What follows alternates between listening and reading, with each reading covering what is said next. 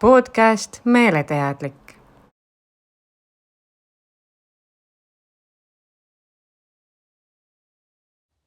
Tere tulemast kuulama Meeleteadliku podcasti.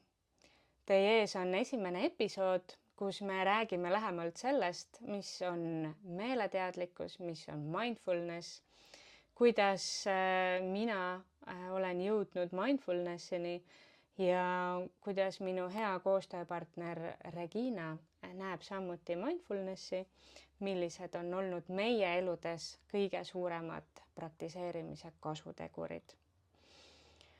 Aga esimese hooga ma räägikski sellest, kuidas meeleteadlik alguse sai. Et meeleteadlik on siis põhimõtteliselt mindfulness koolituskeskus, mis ongi oma olemuselt suunatud mindfulness koolitustele. Me koolitame ettevõtetes, teeme ka mõned avalikud koolitused eesmärgiga just õpetada inimestele praktilisi oskuseid, kuidas vähendada stressi, kuidas hoida meelerahu ja kuidas ennast toetada keerulistel aegadel. Mina olen Piret Maiberg-Nõu, teie ees täna koos hea koostööpartneri Regina Krasjukiga. Tere! Ja täna siis koos lahkame natukene neid alustuseks natuke mindfulnessi definitsioone. Et heal lapsel on palju nimesid ka eesti keeles, et mindfulnessi eesti keelde tõlgitakse kui teadvelolekut, ärksus, ärksameelsus, meeleteadlikkus, kohalolu, jah. Et võib-olla sellist ühest vastet ei olegi, aga kõige enam kasutatakse just teadvelolekut. Ja Jon Kabat-Zinn, kes on siis 8-nädalase stressi vähendamise programmi autor, on öelnud mindfulnessi kohta niimoodi, et mindfulness on tähelepanu pööramine teatud kindlal viisil. See on tahtlikult, olles praeguses hetkes ja hinnangute vaba. Kuidas sind see tsitaat kõnetab? Kõnetab üsna tugevalt selles mõttes, et see kohalolu on väga oluline tegelikult, et sa suudaksid ka ülekeevas situatsioonis olla kohal ja jääda nagu sellesse hetke rahulikuks. Et see on päris mõjuvõimas tsitaat minu arust. Ja selline, mis ma ütlen nagu enda sellisest perspektiivist ka lähtuvalt, et selline jääda rahulikuks ka keerulises olukorras ongi päris keeruline, on ju. Aga sellise mindfulnessi praktiseerimise abil mina näen, et ma ikkagi olen päris suuri edusamme teinud ja nagu väga palju selliseid keerulisi olukordi oluliselt rahulikumalt üle elanud või need emotsioonide kõikumised ei ole täna enam kindlasti nagu nii suured. Ja võib-olla selline üks asi, mis ma veel sellest tsitaadist välja tooks, on see, et see hinnangute vabadus. Et hästi raske on jääda neutraalseks ja võtta asju nii, nagu nad on. Et need hinnangud tulevad nii lihtsalt, aga isegi kui me juba märkame seda, et et ma andsin sellele hinnangu, et siis me saame sellest lahti lasta, et see ikka esimene samm võib-olla ongi see märkamine, et ma midagi üldse teen. Sest inimloomuses on tegelikult see enesekriitilisus on ju hästi kiire tulema, ja kui sa suudad selle enesekriitilisuse hetke ära tajuda ja sealt nagu kõrvale astuda, siis tegelikult see on nii suur samm juba selleks, et jääda rahulikuks. Ja. Et see on tõesti vaid tegelikult üks samm. Jah, nii väike asi, aga samas nagu nii suure mõjuga. Ja siis võib-olla tooks selle Sharon Salzbergi tsitaadi ka veel, et Sharon Salzberg on siis ka meditatsiooniõpetaja ja mindfulnessi praktik ja ta on andnud välja ka üsna mitu raamatut. Üks nendest on siis Happiness at Work ehk siis õnn töökohal on ju. Ja tema ütleb, et mindfulness on praktika, mis keskendub tähelepanu pööramisele meie praeguse hetke kogemustele, avatuse, uudishimu ja valmisolekuga olla koos sellega, mis on. Minu lemmiksõna, uudishimu. Ehk kui sina alustasid mindfulness praktikatega ja kogu selle maailma tundma õppimisega, kuidas sinul uudishimuga lood olid? Ma arvan, et tol hetkel uudishimu nagu igasuguse oma emotsiooni või käitumise malli kohta oli täiesti nullilähedane, et sa isegi ei analüüsinud hetkekski, et miks minus on just see emotsioon teatud situatsioonis.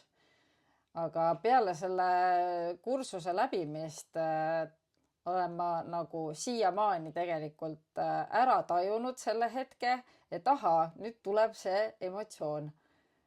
Ma vaatan kõrvalt, kas ma peaksin sellele reageerima või ma olen kõrval, vaatan, mis nüüd juhtub.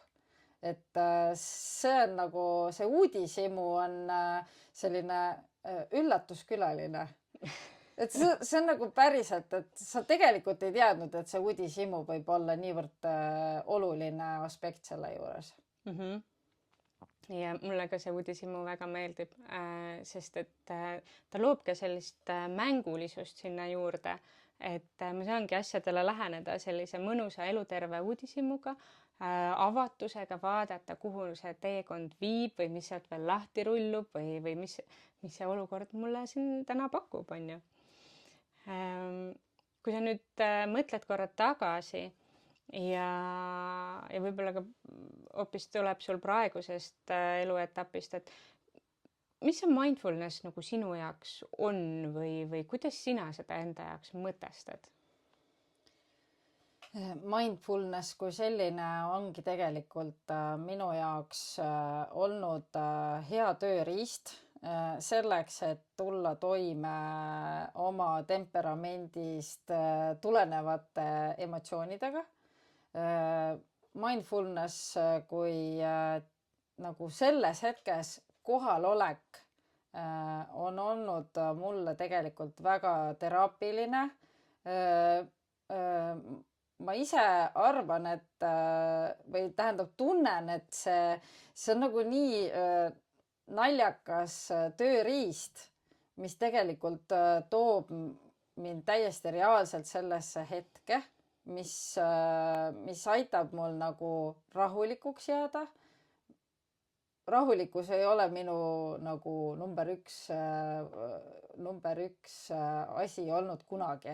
Et ma olen üsna selline temperamentne ja lähen asjadega kiiresti kaasa või siis lähen kiiresti põlema või siis reageerin kiiresti, siis mindfulness koolituse läbimise tulemusel on andnud mulle ühe väga olulise tööriista, näiteks ankurdamine, et leida endasse tugipunkt, millega nagu tulla kohale, analüüsida seda hetke, võtta seda hetke rahulikult ja see töötab minu puhul väga hästi, et ma olen lihtsalt kohal ja vaatan, kuidas see hetk läheb nagu hoopis teises suunas, kui ta oleks ilma selle tööriistata näiteks. Kui ma sind kuulan praegu, siis ma mõtlen, et võib-olla selline märksõna võiks olla seal ka veel see, et sul on nagu tekkinud valik ja sa saadki teadlikult valida, et kas ma nüüd lähen nii-öelda säraküünlana selle olukorraga kaasa või ma panen korraks, teen niisuguse teadliku pausi, panen stopp ja märkan seda, mis minus toimub, hindan adekvaatsemalt olukorda ja siis valin teadlikult selle tee, mida mööda edasi minna. Aitäh sulle selle kirjelduse eest.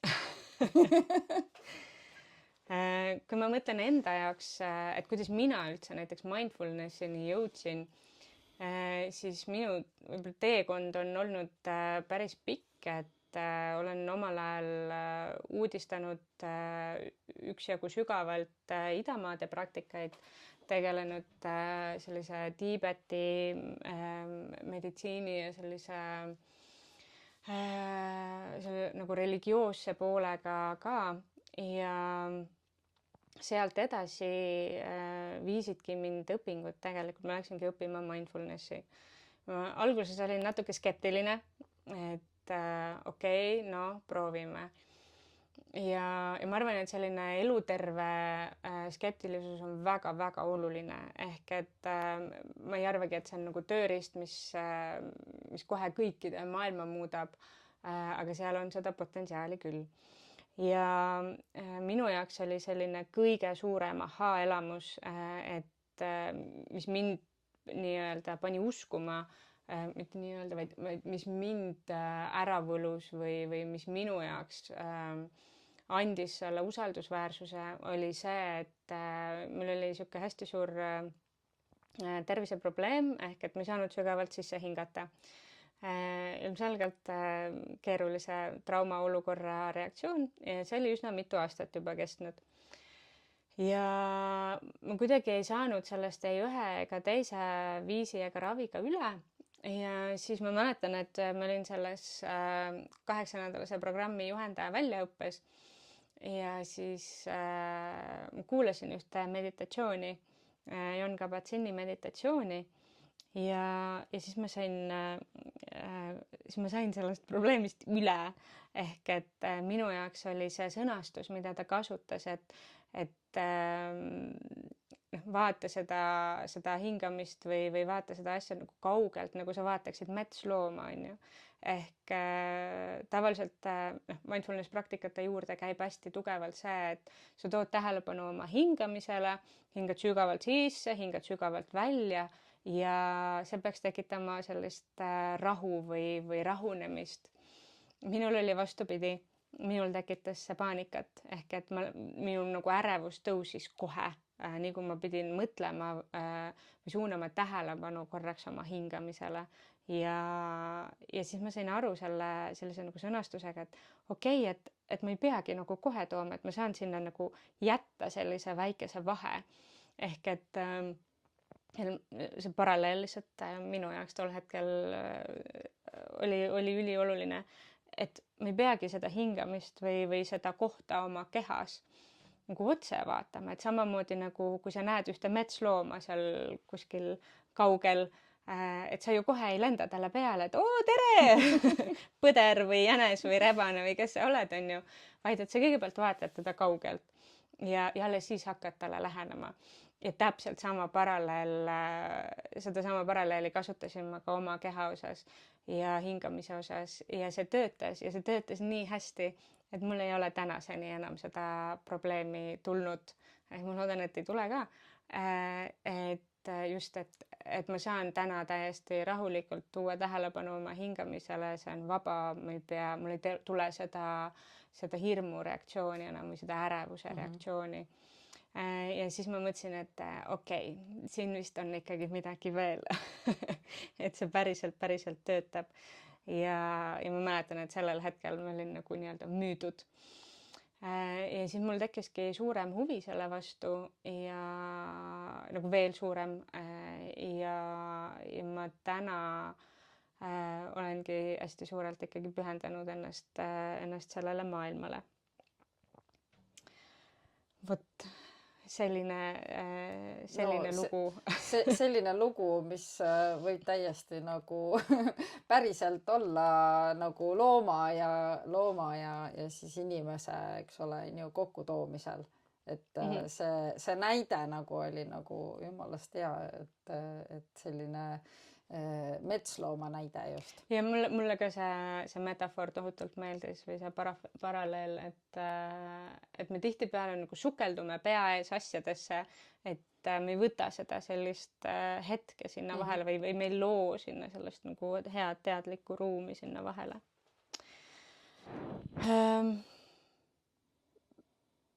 sa ütlesid, et see sinu esimene kokkupuude oli see 8-nädalane kursus, on ju. Ja ma küsiks su käest niimoodi, et miks sa jäid praktiseerima või mis see sulle veel andis peale sellise emotsioonide reguleerimise oskuse või kuidas see nagu kuidas sinu elus see mindfulness välja näeb iga päev näiteks? Kui nüüd natuke mõelda selle peale, et miks ta nagu jäi minu sisse, siis ma arvan, et just see oma mingisuguste emotsioonide kerkimine niimoodi, et sa paned teda tähele, kui ta sinu sees pead tõstab, et sa suudad teda nagu tähele panna üldse, sest näiteks ebameeldivat emotsiooni on väga lihtne nagu lasta välja endast ja samas jälle kui sa nagu tunned ära, et nüüd see emotsioon tuli, see oskus teda nagu kõrvale panna nagu ja kõrvalt vaadata ja lasta nagu minna ikkagi selles suunas, et sa jääd rahulikuks ja selliseks nagu oled hetkes ja tunned, et see läheb nagu mööda sinust. See nagu annab sulle nii palju enesekindlust juurde ja üldse nagu igapäevases situatsioonides, kus, no toome näiteks liikluse, on ju. Kui lihtne on autoroolis nagu minna tegelikult nagu sekundiga põlema ja lasta välja see mingisugune hull elukas, on ju. siis kui sa nagu tõesti teadlikult ja uudishimuga tegelikult vaatad kõrvalt korra seda emotsiooni, siis ta töötab nii, et sa jääd nagu selliseks nagu rahulikuks, sa nagu lepid selle olukorraga, mida sa ei saa muuta sinu ees või sinu taga. Et sa nagu lased tal olla ja kui sa nagu võtad seda nagu sellise rahuliku meelega, et ma läbin selle teekonna nüüd rahulikumas olukorras, seisundis, siis tegelikult tagasi vaadates oligi see, et see oli päris hea. See liiklus on alati kütab kirgi, on ju, eriti tipptunnil. Absoluutselt. Väga lihtne on emotsiooni välja lasta. On. Ja võib-olla see ka, et selline, et kui keegi ikka ette keerab, siis ta keerab nagu sulle ette, on ju, et ta justkui valis sinu välja. Mis siis, et ta tegelikult lihtsalt keeras, aga jah, neid emotsioone on liikluses meil väga-väga palju. See on üks koht tegelikult, üks selline väga igapäevane koht, kus sa tegelikult lasedki emotsioonid valla. Ja minu jaoks ma mõtlen, et see emotsioonide reguleerimise osa on tegelikult üks hästi suur osa sellest nagu kasvust. Aga teine on ka see, et ma olen oma elus, räägin iseendast, et ma olen oma elus oluliselt rohkem kohal. Ehk et ma märkan neid asju, mis tegelikult on hästi, mis on nagu sellised väärtuslikud hetked, et ma hindan seda, mis mu elus praegu on. Et me oleme nii-öelda harjunud, et me vaatame kogu aeg selle peale, mis on valesti ja mis tuleks muuta ja mis on kõik see nii-öelda pool, mis ei ole praegu hästi, aga tegelikult on selles olukorras ka alati midagi hästi ja märgata neid väikeseid hetki ja hinnata ja tuua tähelepanu nendele, siis teadlikult sellist nagu tähelepanu suunata nendele asjadele, mis on hästi ja mida rohkem seda tähelepanu nendele tuua, seda rohkem sa hakkad neid ka märkama. Ja need võivadki olla täiesti sellised imepisikesed hetked, et sa oledki selles hetkes kohal, et sa kuidagi nagu ei lase seda hetke üle endast. Et see on ka hästi-hästi suur väärtus minu jaoks. Ja, minu jaoks ka, et kui sa märkad neid positiivseid hetki, mida võib-olla tavaolukorras nii tihti ei märka, on ju, siis ja sa hingdad ja oled tänulik selle eest, siis enda vaatenurgast ja enda loomust tulenevalt olen ma julgenud ka rohkem öelda. Näiteks no ütlen oma tütrele näiteks, et kuna ta käib ülikoolis Tartus ja teda ei näe enam nii tihti, siis ma ütlen talle, et nii hea, et sa tulid ja nii hea, et sa vahest kodus käid ja mida võib-olla varem ma ei oleks öelnud, et tänu sellele tänulikkusele ja nendest väikestele õnnelikele hetkedele. Kui sa nüüd mõtled nendele võib-olla väljakutsetele, siis kogu selle 8-nädalase kursuse jooksul näiteks, et seal ongi küllalt palju on vaja praktiseerida selleks, et ta tekiks harjumus ja selleks, et ta kinnistuks. Ja võib-olla praegu ka, et mis sinu jaoks kõige suuremaks takistuseks on või väljakutseks on mindfulnessi praktiseerimisel? Number 1, mis oligi võib-olla kõige suuremaks takistuseks, oli minu jaoks just see mediteerimise ja bodyscan nagu, mis on üsnagi selline harjutus, mida sa nagu üldse nagu pole harjunud tegema. Meditatsioon kui selline on üldse võõras asi minu jaoks olnud, et väga raske on ennast välja lülitada selleks hetkeks. Sest sa pead ju kogu aeg midagi tegema ja kogu aeg sa pead ju olema rakkes ja kuulma ja nägema, et see enese välja lülitamine meditatsioonis ja see bodyscan, see oli nagu minu jaoks kõige suurem takistus. Võib-olla sellepärast, et see oli võõras minu jaoks. Ma küll ei kasuta neid ka praegult, selles mõttes, et ma ei ole neid kasutanud regulaarselt, aga mul on omad asjad, kuidas ma ennast korra välja lülitan ja kuidas ma ennast uuesti tagasi toon. Et minu jaoks oli see kõige suurem takistus. See on päris suur muutus, et seesama, et sa toodki tähelepanu oma kehale ja hakkad märkama asju läbi keha. Võib-olla selline suur takistus, mis veel on tavaliselt, on aeg, et kust leida päeva jooksul see aeg, et praktiseerida. See aeg võib olla ju 5 minutit, võib olla 15 minutit, võib olla pool tundi, võib olla tund aega. Et see oleneb, kui sügavale sa sellega tahad minna. Aga meil ei ole, enamasti meil ei ole seda harjumust, et üldse seda praktikat teha. Ja veel vähem on meil seda harjumust, et seda pikalt teha. Aga kui sa korraks mõtleksid selle peale, et sul on elus olnud kindlasti nagu perioode, kus sa praktiseerid rohkem ja siis perioodi, kus sa praktiseerid vähem. Et kuidas sa nagu seda vahet näed? Seda vahet on muidugi raske näha, aga ma usun, et rohkem aega ja praktiseerimist tuleb ikkagi pimedamal ajal. Sellepärast, et pime aeg on ikkagi minu vaimsusele on see palju raskem kui see lühike valge aeg, mis meil suvel antud on. Et pimedal ajal ma kasutan rohkem neid meetodeid ja leian aega selleks. Aga just sellel lühikesel valgel ajal on oluliselt vähem aega selleks. Nii et jah, ma arvan, et rohkem just sellel raskemal perioodil on need meetodid kasutusel.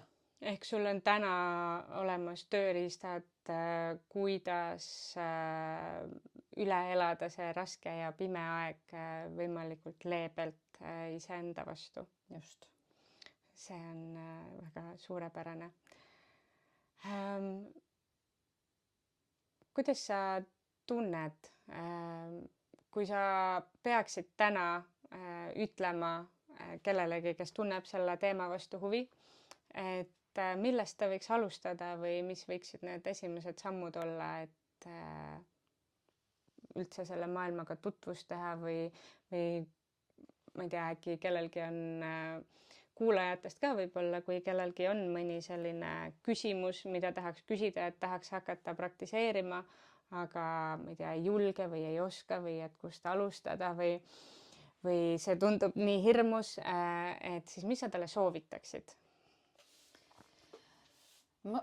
Ma julgeks soovitada võib-olla, kui sa oled selline lugeja tüüp, et võib-olla nagu võtta tõesti internet lahti ja lihtsalt toksida sisse nagu meeleteadlik või siis Jon Kabat-Zinn näiteks või siis otsida näiteks internetis või TikTokis või Instagramis nagu midagi mindfulness'ist, et sa saaksid nagu aimu, et mis see on või kuidas ta välja näeb või et muidugi, kui sa tahad nagu rohkem sügavuti minna, siis on mõttekas juba raamatuid lugeda või otsida tõesti nagu see meeleteadlik.ee-st 8-nädalane kursus ja lihtsalt läbi teha see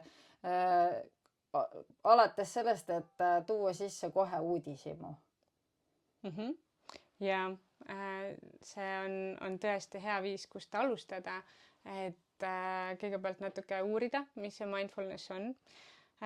Vaadata, mida üldse pakutakse ja siis osa võtta kas mõnest lühemast või siis juba sellest 8-nädalasest kursusest, et selline tutvuse tegemine on sellisel moel oluliselt lihtsam ja võib-olla siis osaleda ka mõnel sellisel ühepäevasel tutvustaval töötoal või mingil väljakutsel. Aga ma mõtlen alati, et võib-olla kõige esimene samm, mida võib-olla veel saaks teha, ongi see, et sa võtad endale ühe sellise täiesti igapäevase tegevuse ja proovid olla kohal selles tegevuses. Ma ei tea, kas see on siis näiteks hambapesu või kohvi joomine või see, kui sa lähed uksest välja või ma ei tea, paned auto käima, et sa oledki nagu selles hetkes, sa märkad seda, et ma olen täna siin täiesti kohal. Et tavaliselt on sellised keerulised olukorrad või väljakutsuvad olukorrad need, kus me tunneme, et mul on täiesti tähelepanuga selles kohas või mul ei olnud ruumi mõelda. On ka selline tavapärane metafoor.